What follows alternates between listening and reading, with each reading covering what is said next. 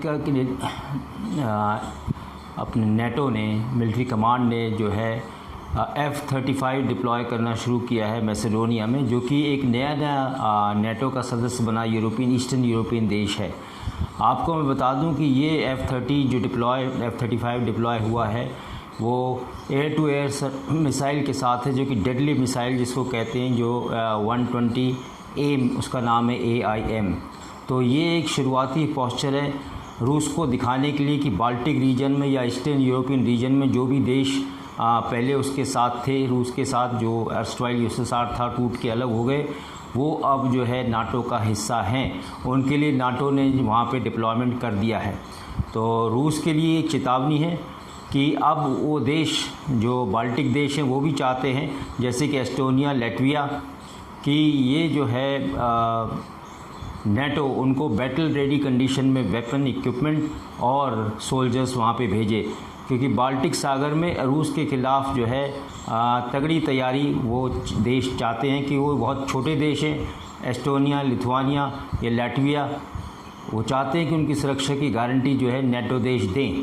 तो इसके लिए उन्होंने कहा है कि रूस के ख़िलाफ़ जो अभी डिप्लॉयमेंट है नाटो का उन देशों में, वो कहते हैं इससे 10 गुना डिप्लॉयमेंट हमको चाहिए।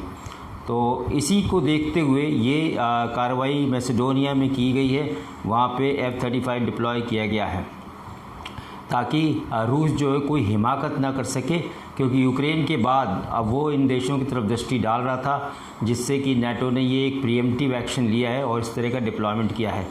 साथ ही ये भी कोशिश है कि ये एक डिटरेंट बने वहाँ पर, कि वो रूस जो है हिम्मत ना कर पाए कि वो सीधा नाटो से कन्फ्रंटेशन ले, क्योंकि वो उलझा हुआ यूक्रेन में, उसने देख लिया यूक्रेन में उसकी फजियत हुई है। हालांकि उसने यूक्रेन को डिस्ट्रॉय एक तरह से कर दिया, लेकिन वो जीत नहीं पाया है। तो ये एक पॉस्चरिंग है, एक डिटरेंट पॉस्चर है, और ये एक ट्रिप वायर टाइप की सिचुएशन है कि नेटो ने अपना पूरा वहाँ पे तामझाम फैला दिया है और इन तीनों देशों को बाल्टिक सी में बचाने के लिए अपनी शुरुआती कार्रवाई कर दी है। लेकिन उसकी नेटो की जो थिंकिंग है कि उसने कहा है कि भाई हम समिट करेंगे मैड्रिड के अंदर, स्पेन में हम सबमिट करेंगे 28 से लेकर 30 तारीख को अभी जून की, और उसमें डिसाइड करेंगे तो करना क्या है। वो कहते हैं कि पहले नेवल डिप्लॉयमेंट ज़्यादा बाल्टिक सी में होना चाहिए ताकि रूस को घिरा जाए, और बाकी रिसोर्सेज का उपयोग कैसे किया जाएगा उसके बारे में हम सोचेंगे। जहाँ तक ये है कि पुतिन और बाइडेन आमने सामने आएंगे या नेटो कंट्रीज, ये नहीं हो पाएगा, क्योंकि पहले ही दोनों देश एक दूसरे के साथ नहीं उलझे हैं। यूक्रेन में भी ये देखा गया है, तो सीधी लड़ाई या सीधा कन्फ्रंटेशन तो नहीं होगा। जहाँ तक बात है कि ये एक कोल्ड वॉर है, निश्चित रूप से कोल्ड वॉर टाइप हो रहा है, जो कि ईस्टर्न यूरोपियन कंट्रीज़ के साथ जो नाटो में शामिल है उनकी सपोर्ट में नाटो पूरी तरह है। यूक्रेन नाटो में शामिल नहीं था, इसलिए पूरी तरह से वो सीधा सीधा अपने सैनिकों को या अपनी मिलिट्री को नाटो इन्वॉल्व नहीं कर सकता था, इसलिए नहीं किया। इसलिए अब ये एक स्ट्रिक्ट पॉस्चरिंग रूस के ख़िलाफ़ है, खासकर बाल्टिक सी और ईस्टर्न यूरोप में जो छोटे छोटे देश हैं उनको बचाने की कवायद है, और उनके डर को दूर करना कि भाई हम नाटो में शामिल हुए, हमारे लिए क्या है। यूक्रेन ने जैसे कि डिमांड करता रहा कि नाटो में शामिल करो, नहीं किया, तो सपोर्ट मांगा तो सपोर्ट डायरेक्ट नहीं दिया। तो ये देश जो है चूँकि नाटो के पूर्ण सदस्य बन चुके हैं, इसलिए अब सीधी कार्रवाई होगी।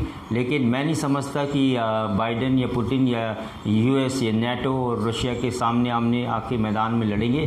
कोई देश ये नहीं चाहेगा, और दोनों ही इसको समझते हैं कि क्या विनाश हो सकता है। ये एक पॉस्चरिंग है दुनिया को दिखाने के लिए और देशों को हिम्मत बनाने की कि आपने जो है नाटो में ज्वाइन किया, इसलिए आपकी सुरक्षा है। तो इससे कोई ज़्यादा मैसेज नहीं जा रहा, बट रूस को जा रहा है कि वो हिमाकत ना करे, वो सोचे नहीं कि इन छोटे देशों को हड़प सकता है जब ये नाटो में शामिल हो चुके हैं। Thank you.